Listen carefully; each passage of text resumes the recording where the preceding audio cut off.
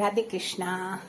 இந்த மாதிரி ஒரு 4-5 மாம்பழம் கிடச்சிது. இப்போ மாம்பழ சீசன் ஆனதுனால மீடியம் சைஸ் அதில் 3 மாம்பழத்தை எடுத்து நான் நறுக்கி வச்சுட்டுருக்கேன். அந்த இதை ஒரு மிக்சியில் ஒரு ஓட்டிட்டு வந்துட்டு நமக்கு வானிலையில் மேங்கோ பார் வீட்டிலையே பண்ணலாம். வாங்க. இனி இந்த அரைச்சி வச்ச மேங்கோ பல்ப் இருக்கு இல்லையா, அதை நம்ம வானிலையில் போட்டு கிண்டிக்கலாம். அதுக்கு முதல்ல கொஞ்சமாக எண்ணெய் விட்டுக்கிறேன். நெய் கூட விட்டுக்கலாம், நெய் வாசனை பிடிக்குங்கிறவாளுக்கு. நான் நெய் எவ்வளவா பிடிக்காதுங்கிறதுனால எண்ணெயை விட்டுருக்கேன். இனி இந்த பல்ப்பை இதில் போட்டுடலாம்.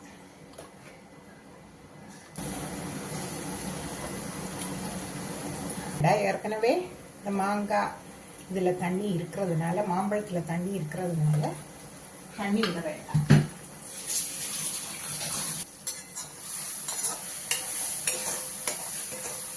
இதை நல்லா கை விடாம அல்வா பதத்துக்கு கிண்டணும்.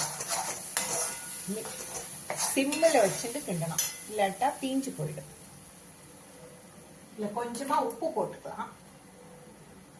உப்பு போடுறேன். என்ன உப்பு போட்டா அந்த டேஸ்ட் என்ஹான்ஸ் பண்ணி கொடுக்கும்.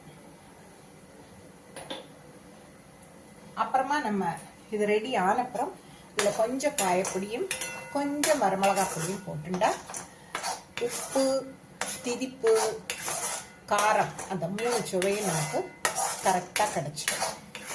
இதை கிண்டிட்டு பார்க்கலாம். இதோ நல்ல சுருண்டு வந்துடுது. இதை இப்படி தொட்டால் கையில் இப்படி இந்த பருவத்தில் கரெக்டாக இருக்கும். ஏற்கனவே ஒரு பிளேட்டில் எண்ணெயை தடவி வச்சுருக்கேன். நெய் வேணும்னாலும் போட்டுக்கலாம், நெய் வச்சும் கிண்டிக்கலாம். இதை தட்டில்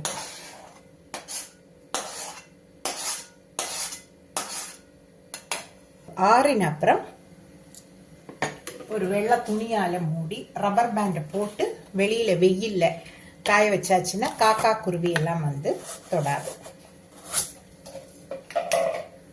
இந்த மாதிரி ஒரு இட்லி எல்லாம் செய்வோம் இல்லையா, அந்த மாதிரி ஒரு துணியை இப்படி மூடி ரப்பர் பேண்டு போட்டு வெயில்ல வச்சிடலாம். இது நல்லா காஞ்சாச்சு. இனி நம்ம இதை இப்படி கட் பண்ணி எடுத்துடலாம். இதோ எல்லாத்தையும் எடுத்து ஒரு சம்பளத்தில் போட்டு வச்சுருக்கேன். ஒரு 3 மாம்பழத்துல இருந்து தான் எனக்கு இவ்வளவு கிடைச்சிது. இப்போ சீசனில் நிறைய மாம்பழம் கிடைச்சதுன்னா இந்த மாதிரி பண்ணி வச்சுக்கலாம்.